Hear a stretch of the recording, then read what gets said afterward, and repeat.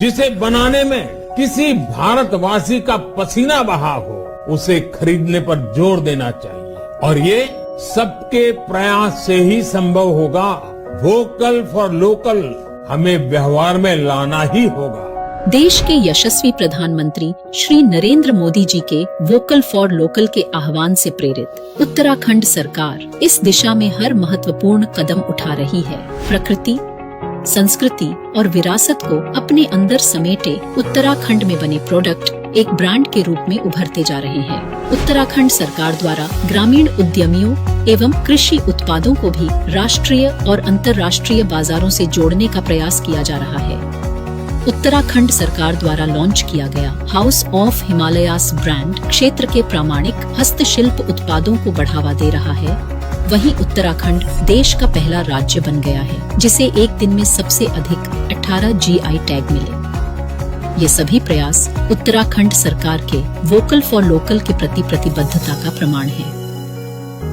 Local उत्पादों को अपनाकर हम न केवल उत्तराखंड की विरासत को सहेज रहे हैं, बल्कि स्थानीय लोगों को आर्थिक रूप से सशक्त भी बना रहे हैं।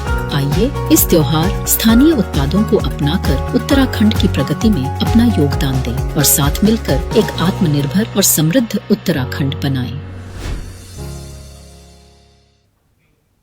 नमस्कार, स्वागत है आपका। आपके साथ मैं रीना झा बालियान। केदारनाथ उपचुनाव संपन्न हुए, लेकिन अब इंतजार है परिणाम को लेकर कि आखिर रिजल्ट कैसा आता है। इसके लिए महज एक दिन का इंतजार और है, क्योंकि कल तस्वीरें साफ हो जाएंगी कि आखिर किसने कितनी मेहनत की है, आखिर क्षेत्र की जनता का किस पे आशीर्वाद जा रहा है, केदार बाबा का आशीर्वाद किसे मिलने जा रहा है। ये तस्वीरें पूरी तरीके से साफ हो जाएंगी और इतना भी तय हो जाएगा कि जो भी परिणाम सामने आएगा, जिसकी जीत होती है या फिर हार होती है, आगे 2027 के लिए किसे कितनी मेहनत करनी होगी, क्योंकि 2027 की जो राह है वो इससे तय हो जाएगी। आज इसी मुद्दे पर हम चर्चा करेंगे, लेकिन उससे पहले ये रिपोर्ट देखिए।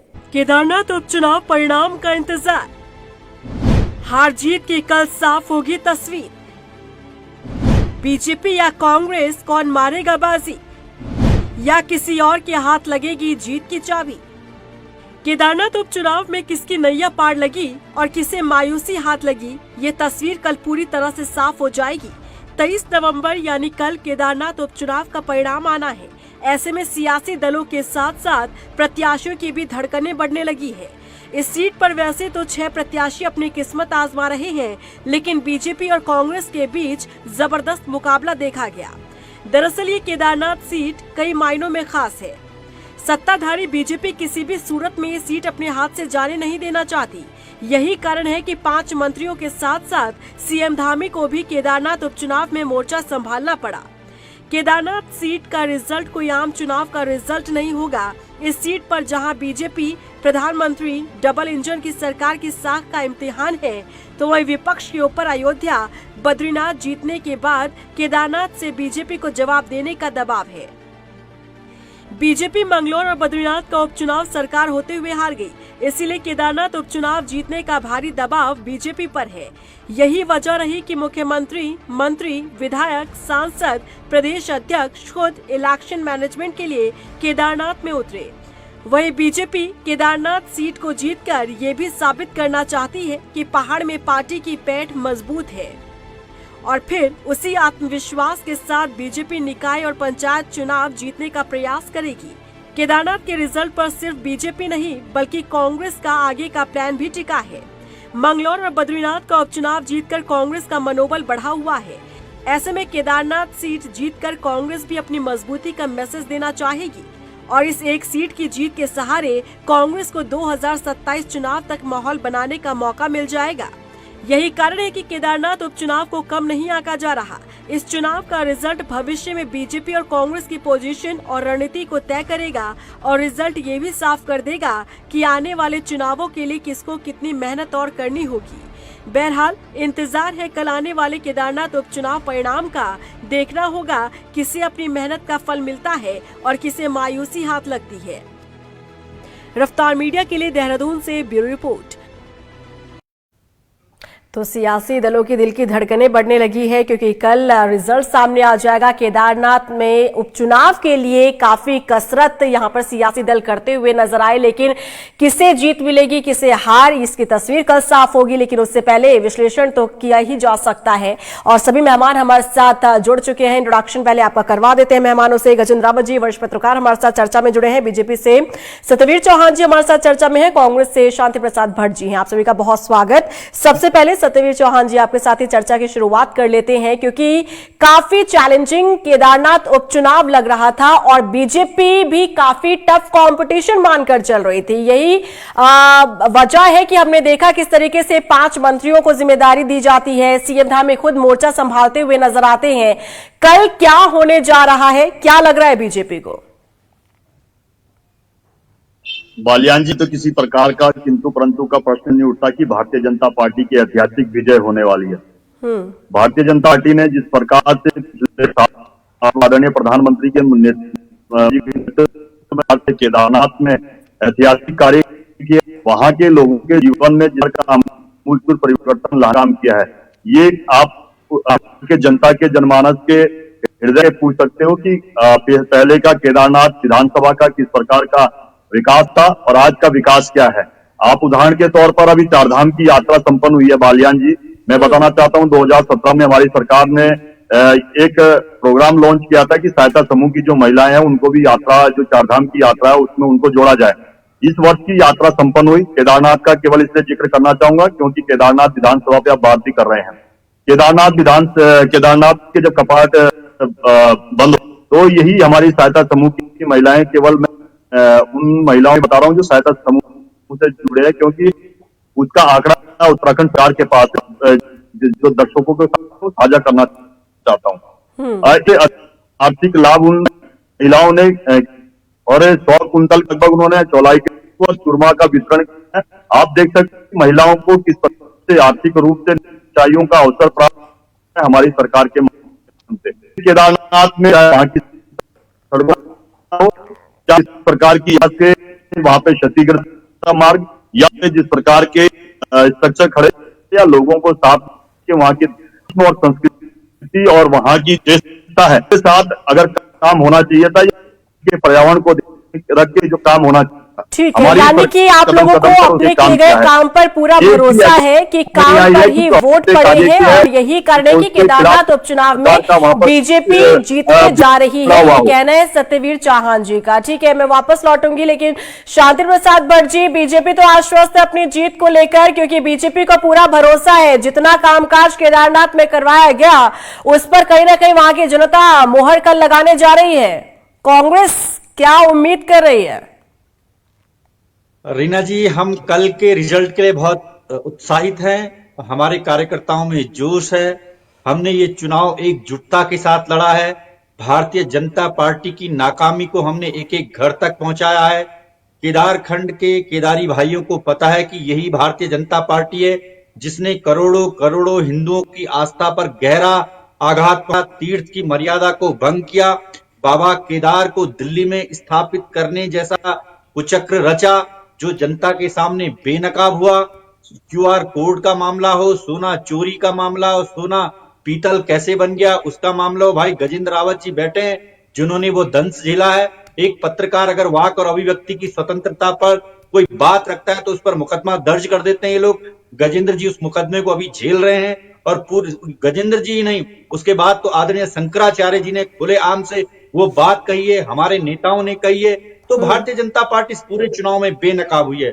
रीना जी, मैं एक बहुत शानदार बात आपको बता रहा हूं कि जो मनोज रावत जी हमारे प्रत्याशी हैं वो वही प्रत्याशी हैं जब त्रिवेंद्र रावत इनके मुख्यमंत्री 2018 में इस प्रदेश में भू कानून जैसा दंश दे रहे थे विधानसभा में, तब मनोज रावत की वो विधायक थे जिन्होंने न केवल प्राइवेट मेंबर बिल लाए बल्कि भू कानून पर सशक्त आवाज उठाई। इसलिए मनोज रावत ने बहुत पसंद किया है और मुझे उम्मीद है वो भारी बहुमत से विजयी हो रहे हैं। और ये महिला सम्मान की भी बात कर रहे थे मेरे भाई सत्यवीर भाई, तो ये पूरे इनके 9 मंडल अध्यक्ष यौन शोषण के आरोप में फंसे हैं। बहन अंकिता भंडारी का केस सबको पता है, इनकी प्रत्याशी के मुंह से एक शब्द नहीं निकला अंकिता भंडारी के लिए।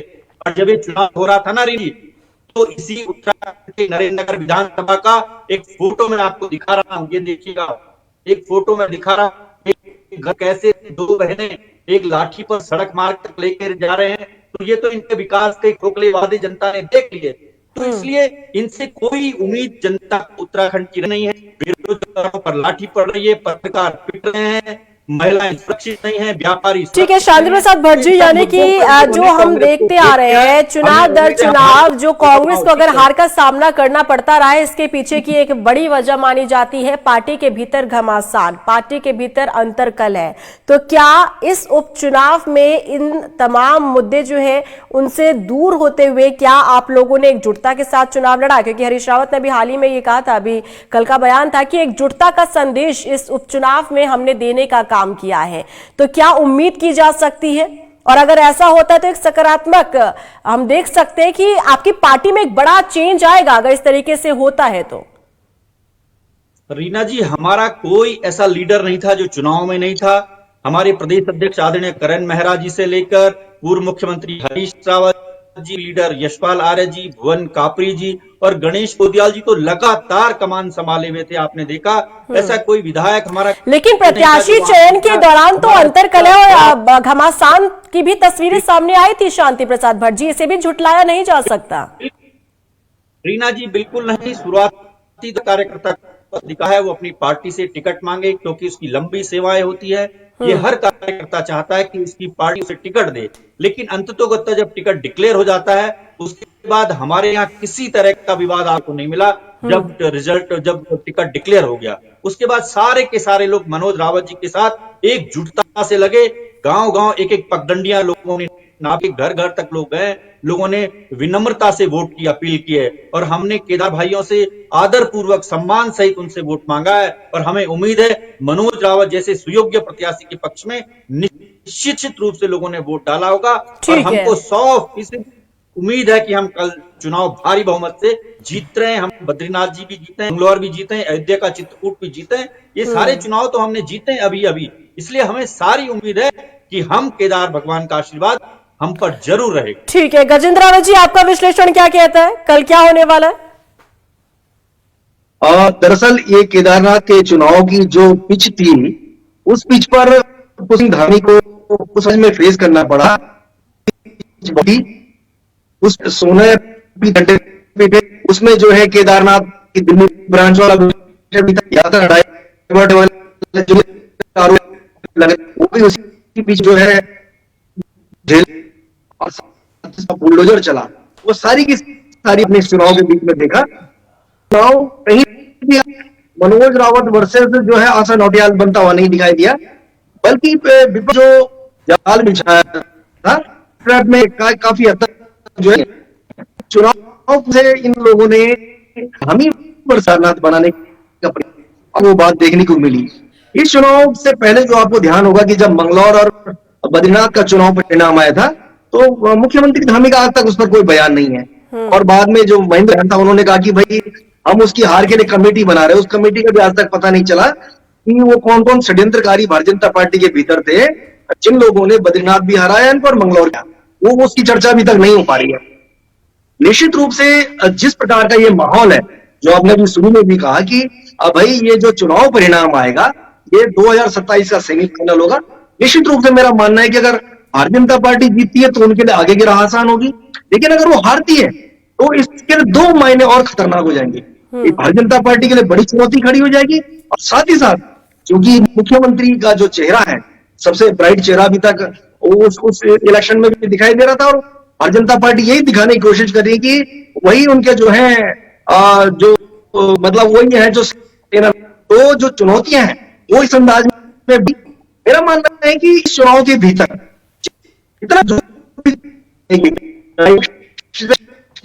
इस तारीख में बहुत सारी ऐसी चीजें देखने को मिली। भारतीय जनता पार्टी के पीछे जो बात एक बार ये कि अब के कार्य बीच में जो बात मुख्यमंत्री के द्वारा बोली गई थी कि भाई 2013 में आपका वहां बहुत सारा भ्रष्टाचार हुआ, तमाम तरह की बातें, इस बार ये भी हुआ कि अंदर क्या हुआ। दूसरा ये था कि क्या ऐश्वर्या रावत और जो उस समय वो टिकट मांग रहे थे, क्या उनके जो समर्थक थे, उनके जो पसंद, उन्होंने भारतीय जनता पार्टी को वोट किया नहीं किया, ये भी कल दिखाई देगा आपको।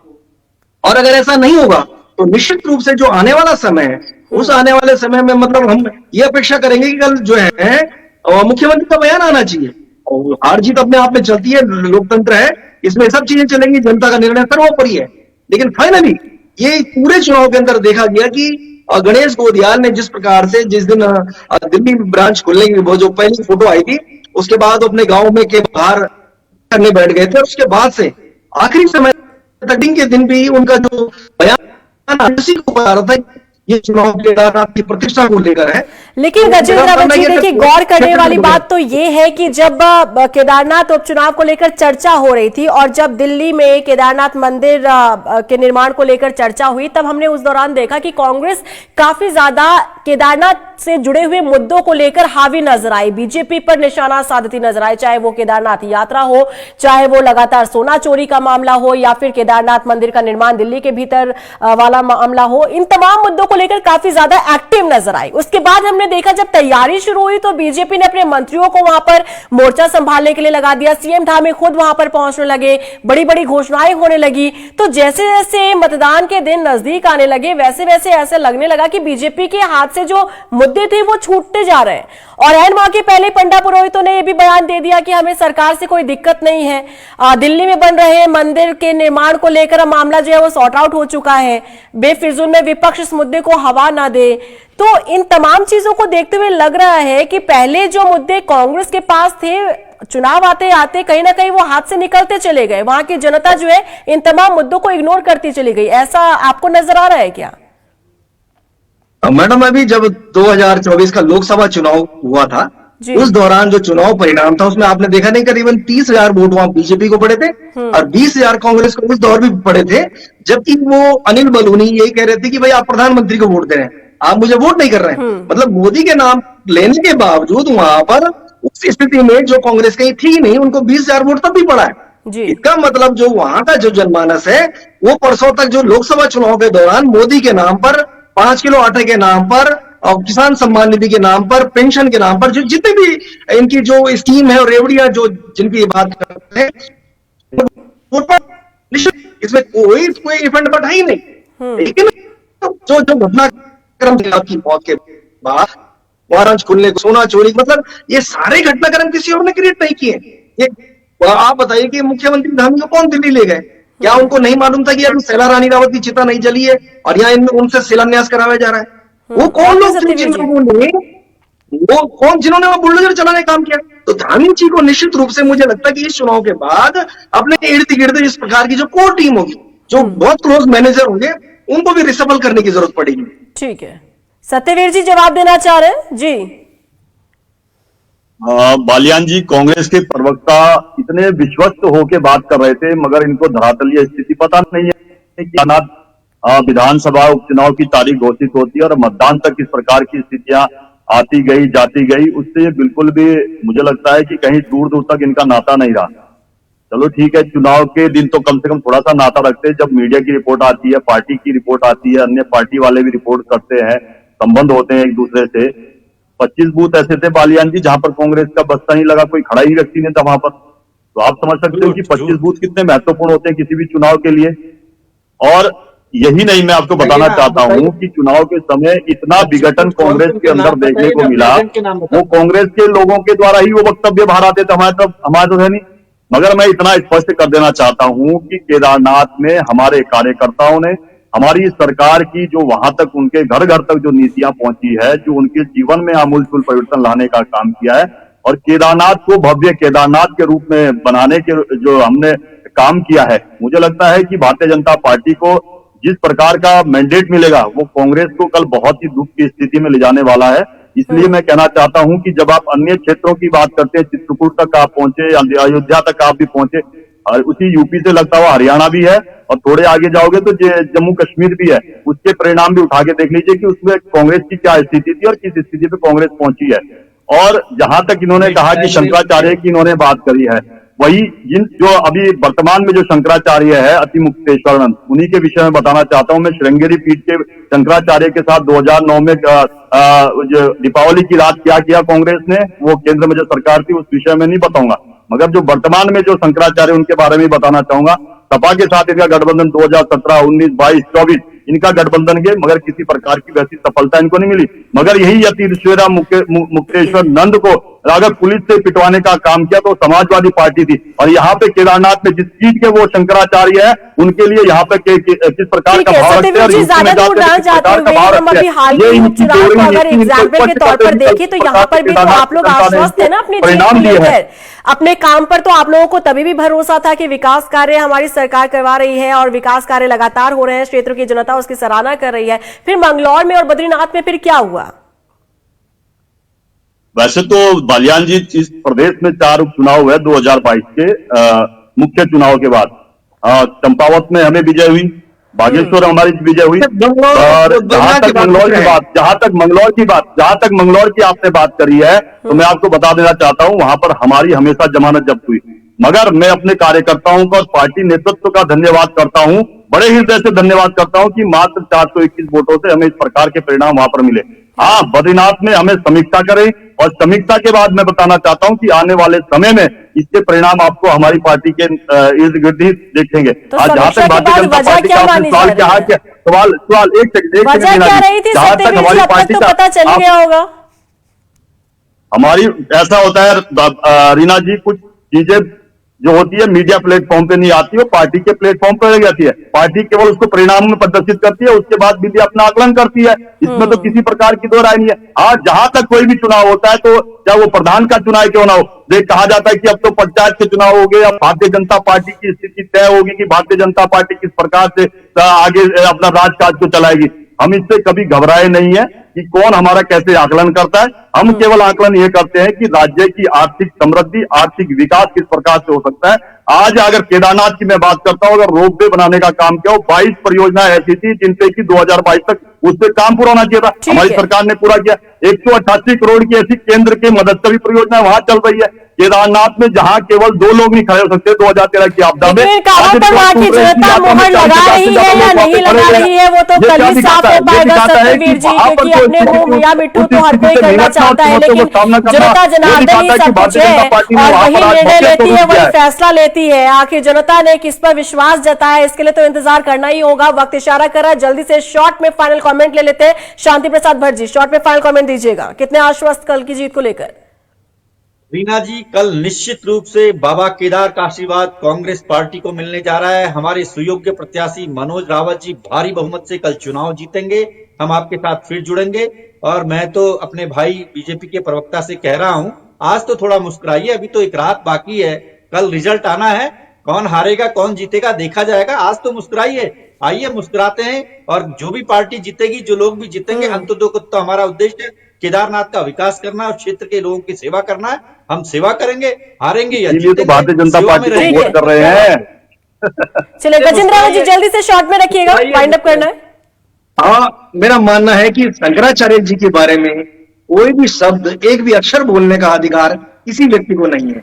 वो जिस गद्दी पर बैठे हैं, ये उस गद्दी का पान है और मैं इनसे अनुरोध करता हूँ और सलाह भी दूंगा अपने भाई उनके ऊपर लाठियां बरसाने का अधिकार है। मैं कह रहा हूँ आपको चुनौती के साथ कह रहा हूँ, समाजवादी पार्टी ने अति मुख्य के ऊपर लाठियां चलाई है। रंगेरी सीट पर शंकराचार्य को आदि राज को मनमोहन सिंह की सरकार जो रिमोट रोड से चलती थी, उनको गिरफ्तार किया, उनको अधिकार था। वाद करते हो के पत्रकार अंधेरी रात में करते हो क्या?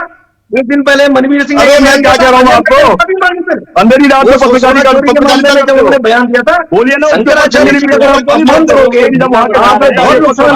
वक्त की कमी है। बहुत शुक्रिया आप सभी मेहमानों का चर्चा में जुड़ने के लिए। तो केदारनाथ उपचुनाव में आखिर किसकी जीत होने जा रही है, किसे हार का सामना करना पड़ेगा, इसके लिए फिलहाल इंतजार करना होगा, क्योंकि कल ही तस्वीरें साफ हो पाएंगी। लेकिन इतना तो साफ है कि कल जिसकी जीत होती है उसके लिए 2027 विधानसभा चुनाव की जो राह है वो आसान होने वाली है और जिसे हार का सामना करना पड़ेगा उसे कड़ी मशक्कत करनी पड़ेगी। फिलहाल इंतजार बरकरार है।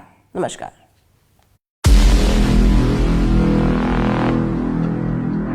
जिसे बनाने में किसी भारतवासी का पसीना बहा हो, उसे खरीदने पर जोर देना चाहिए और ये सबके प्रयास से ही संभव होगा। वोकल फॉर लोकल हमें व्यवहार में लाना ही होगा। देश के यशस्वी प्रधानमंत्री श्री नरेंद्र मोदी जी के वोकल फॉर लोकल के आह्वान से प्रेरित उत्तराखंड सरकार इस दिशा में हर महत्वपूर्ण कदम उठा रही है। प्रकृति, संस्कृति और विरासत को अपने अंदर समेटे उत्तराखंड में बने प्रोडक्ट एक ब्रांड के रूप में उभरते जा रहे हैं। उत्तराखंड सरकार द्वारा ग्रामीण उद्यमियों एवं कृषि उत्पादों को भी राष्ट्रीय और अंतर्राष्ट्रीय बाजारों से जोड़ने का प्रयास किया जा रहा है। उत्तराखंड सरकार द्वारा लॉन्च किया गया हाउस ऑफ हिमालयास ब्रांड क्षेत्र के प्रामाणिक हस्तशिल्प उत्पादों को बढ़ावा दे रहा है। वहीं उत्तराखंड देश का पहला राज्य बन गया है जिसे एक दिन में सबसे अधिक 18 GI टैग मिले। ये सभी प्रयास उत्तराखंड सरकार के वोकल फॉर लोकल के प्रति प्रतिबद्धता का प्रमाण है। लोकल उत्पादों को अपनाकर हम न केवल उत्तराखंड की विरासत को सहेज रहे हैं बल्कि स्थानीय लोगों को आर्थिक रूप से सशक्त भी बना रहे हैं। आइए इस त्योहार स्थानीय उत्पादों को अपनाकर उत्तराखंड की प्रगति में अपना योगदान दें और साथ मिलकर एक आत्मनिर्भर और समृद्ध उत्तराखंड बनाएं।